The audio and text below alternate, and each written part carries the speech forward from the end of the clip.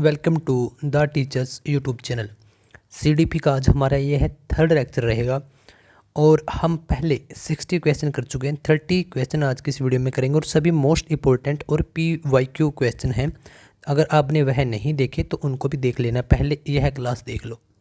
First question, बच्चे नन्हे वैज्ञानिक होते हैं, यह किसने कहा था? वेरी वेरी मोस्ट इंपॉर्टेंट कि बच्चे, छोटे बच्चे जो होते हैं वह नन्हे वैज्ञानिक होते हैं, किसने कहा था?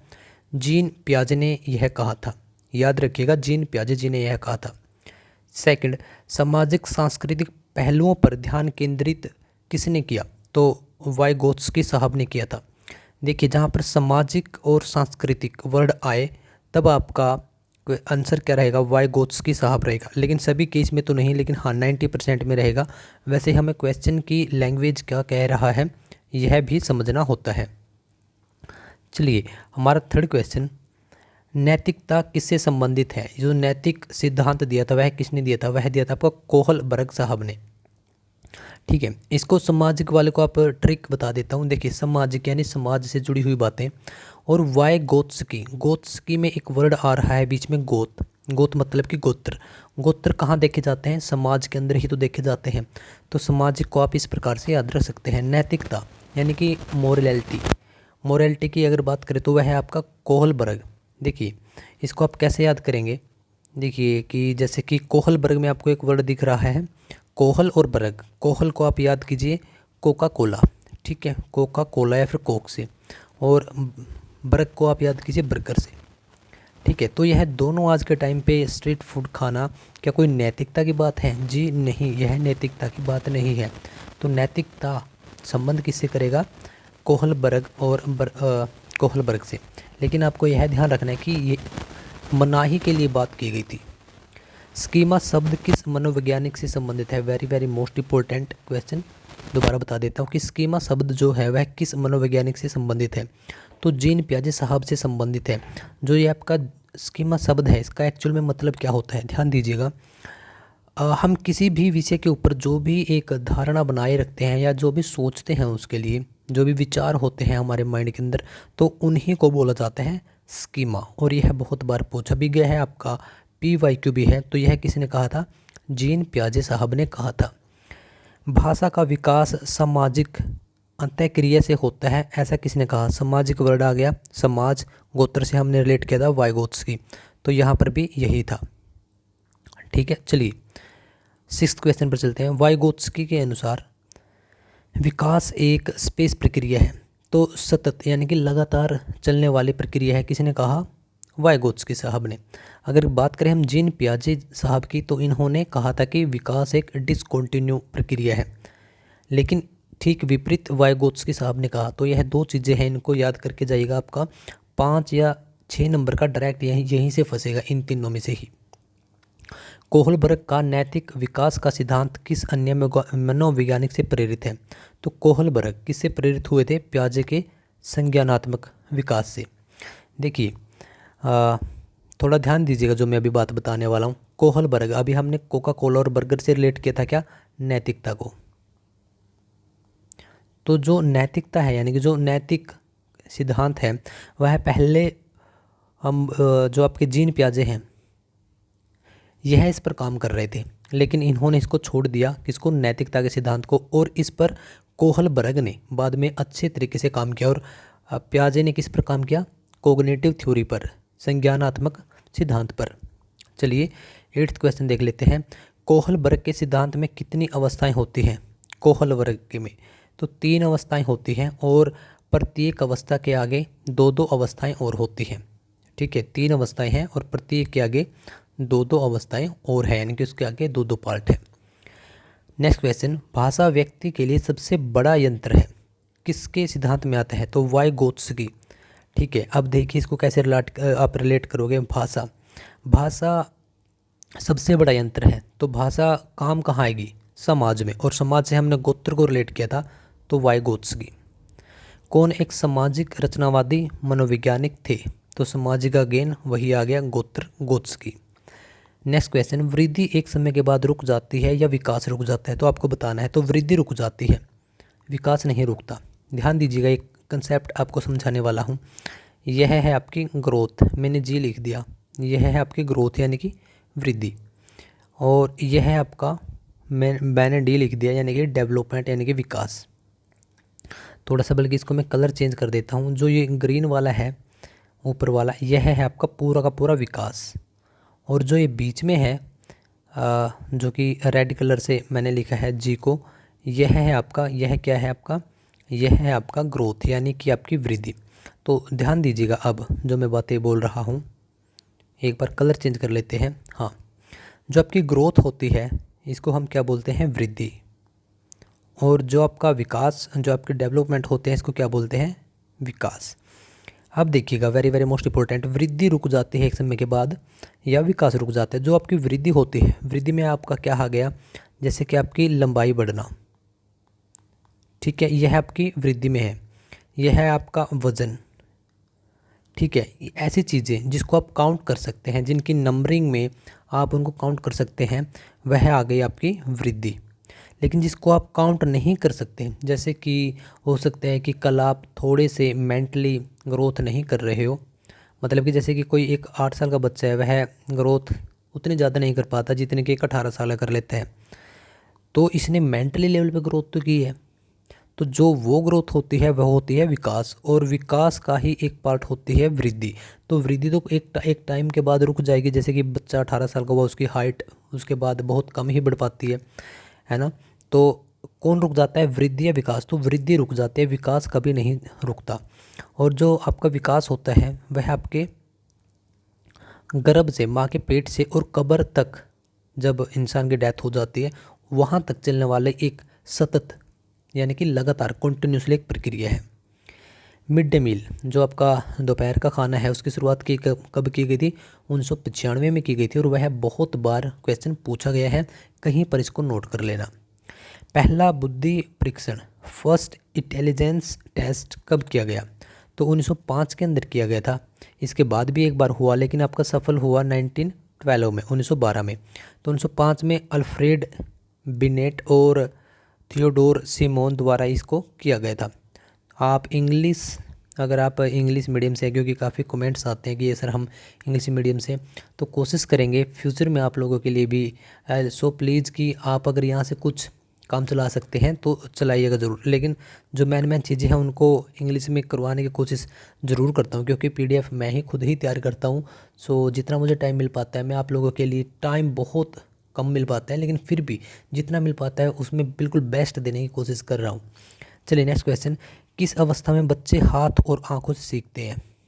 तो जो हमारी फर्स्ट स्टेज होती है सेंसरी मोटर, उसमें बच्चे हाथ और आंखों से सीखते हैं, यानी कि यह आपकी ज्ञानेंद्रियों से सीखते हैं, हम कह सकते हैं, क्योंकि त्वचा एक ज्ञानेंद्रिय है और आंखें भी हमारी एक ज्ञानेंद्रिय है। चलिए, पुरानी जानकारी में नई जानकारी ऐड करना क्या कहलाता है? एसिमिलेशन, इंग्लिश का वर्ड है, मैंने इसकी हिंदी नहीं लिखी, इसको आप इंग्लिश में ही याद करेंगे।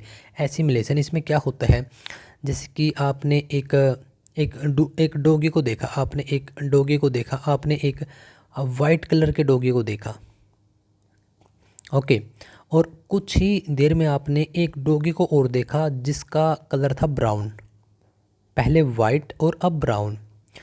तो आप के अंदर, अगर मतलब जैसे छोटे बच्चों की बात कर रहा हूँ मैं, स्टार्टिंग एज में तो उनको भी यही होता होगा।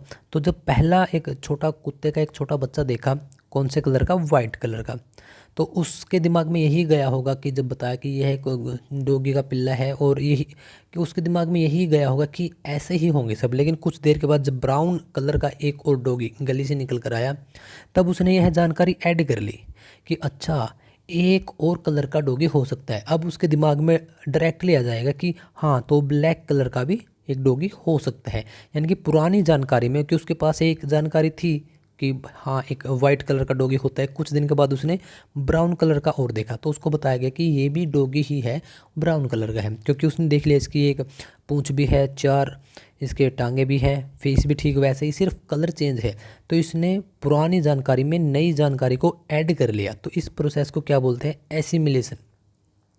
Next question, pre operational stage, 2 से 7 वर्ष की अवस्था का सिद्धांत किसने दिया? तो जो ये है एक स्टेज है प्री ऑपरेशनल, 2 से 7 वर्ष के होते हैं। किसने कहा था ये? जीन पियाजे साहब ने कहा था।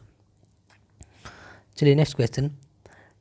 बच्चे सक्रिय जिज्ञासु होते हैं, एक्टिव लर्नर होते हैं। किसने कहा? जीन पियाजे साहब ने कहा। Next question. NEP national education policy, जिसको आप न्यू एजुकेशन पॉलिसी बोल देते हैं, लेकिन ये नेशनल एजुकेशन पॉलिसी 2020 है, 2020। इसमें मूलभूत चरण कितनी उम्र से शुरू होता है? तो 3 से 8 साल तक, क्योंकि इसमें एक पॉलिसी दी गई है 5+3+3+4।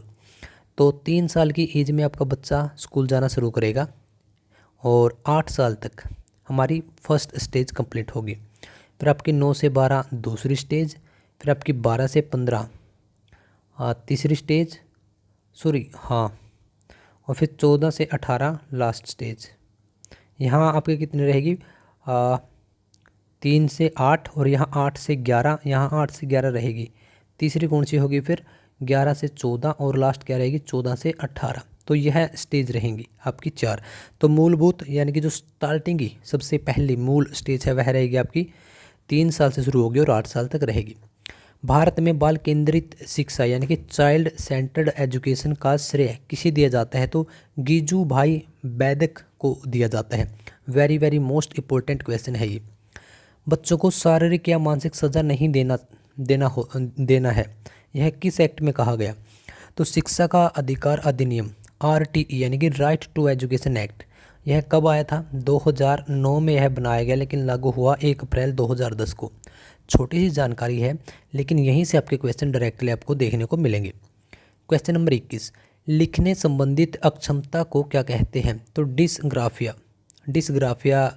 जब लिख नहीं पाते बच्चे, तो यह ध्यान रखिएगा कि इसको क्या बोला जाता है? डिसग्राफिया। संविधान का 86वां संविधान संशोधन हुआ जो कि शिक्षा से संबंधित है, तो वह क्या बताता है? तो यह 6 से 14 वर्ष तक के बच्चों के लिए फ्री शिक्षा का अधिकार होना चाहिए, तो यह बताता है 86वां संविधान संशोधन। पूर्व प्रांगत अवस्था किसने दी? यानी कि प्री कॉन्वेंशनल लेवल किसने दिया था? कोहलबर्ग साहब ने दिया था। कोहलबर्ग कोक और बर्गर यानी कि नैतिकता का, उन्होंने ही इस सिद्धांत को दिया था। चलिए आगे बढ़ने से पहले मैं आपको बता दूं, देखिए आप कोहलबर्ग की बात करें, जीन पियाजे की, वाइगोत्स्की, अगर आप पूरी फुल CDP पढ़ना चाहते हैं तो इसी YouTube चैनल पर आपको प्लेलिस्ट में भी बहुत सारे लेक्चर्स मिल जाएंगे, और भी आपको वीडियोज़ के सेक्शन में भी काफ़ी सारे लेक्चर्स मिल जाएंगे। क्वेश्चन फॉर्म में कुछ इसी फॉर्म में आपको मिलेंगे, जैसे कि इस वीडियो में मैं आपके लिए लेके आया जो बिल्कुल इजी क्वेश्चंस हैं। कुछ आपको मिलेंगे जो थोड़े डिफ़िकल्ट हैं। एक क्वेश्चन से उसके 4 ऑप्शंस, उसके बहुत कम बच्चे यूज टू हैं, लेकिन वो भी इसी यूट्यूब चैनल पर अवेलेबल है, तो आप उनको भी जाकर विजिट कर सकते हैं। और लगभग प्रत्येक सेक्टर से यानी कि प्रत्येक सब्जेक्ट की मैराथन है, जैसे कि हिंदी की मैराथन इसी यूट्यूब चैनल पर आपको मिल जाएगी, रीजनिंग की, मैथ्स की, SST की, हरियाणा जीके की और CDP की।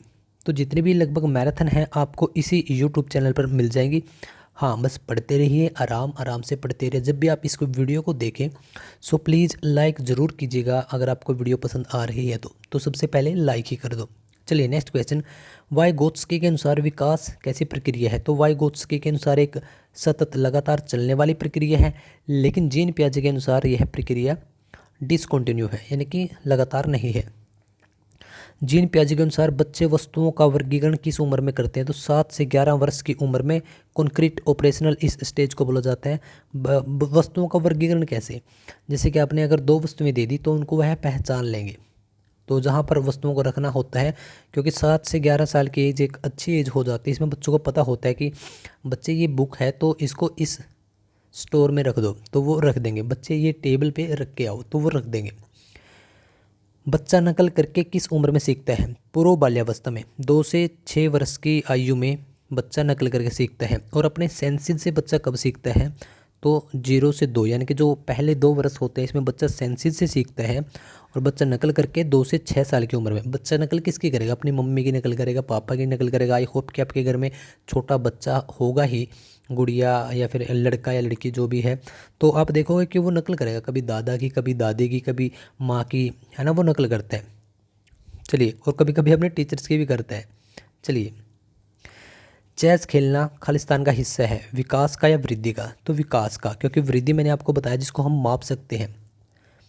नेक्स्ट क्वेश्चन, बच्चे सबसे जल्दी भाषा किस अवस्था में सीखते हैं? तो 2 से 6 वर्ष की जो एज है पूर्व बाल्यावस्था, तो जो यह एज है तो इसमें भाषा का विकास सबसे जल्दी होता है।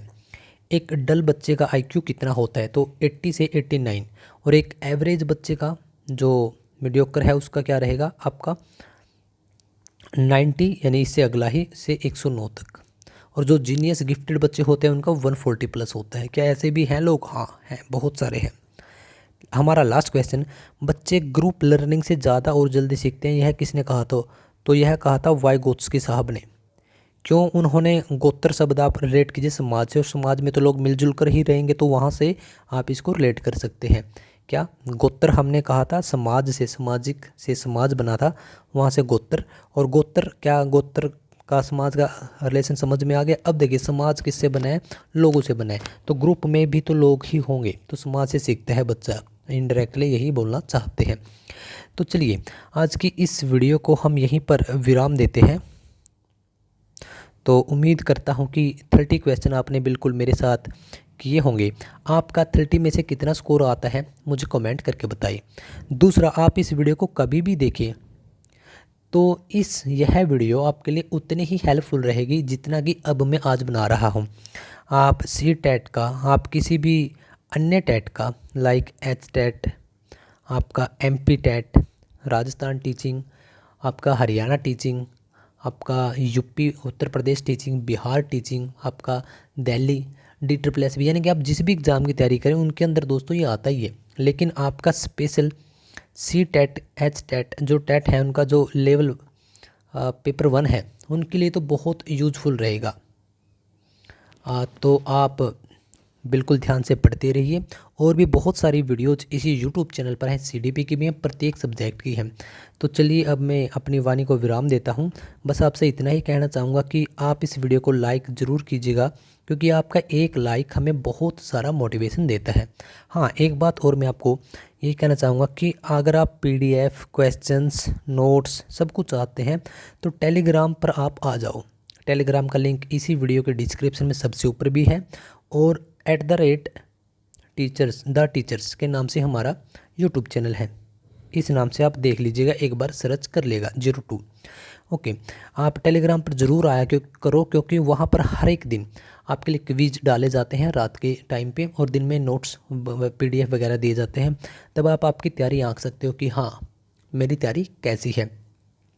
तो चलिए आप जल्दी से सरकारी नौकरी लगें, और द टीचर्स के प्लेटफॉर्म पर आप मिठाइयाँ खिलाने के लिए ज़रूर आएँ। अगर आपकी कोई क्वेरी है तो आप हमें इंस्टाग्राम पर द टीचर्स के नाम से है, जो कि इंस्टाग्राम पर आप हमें मैसेज कर सकते हो, आपका रिप्लाई बहुत जल्दी दिया जाएगा। तो चलिए मिलते हैं अगली वीडियो में।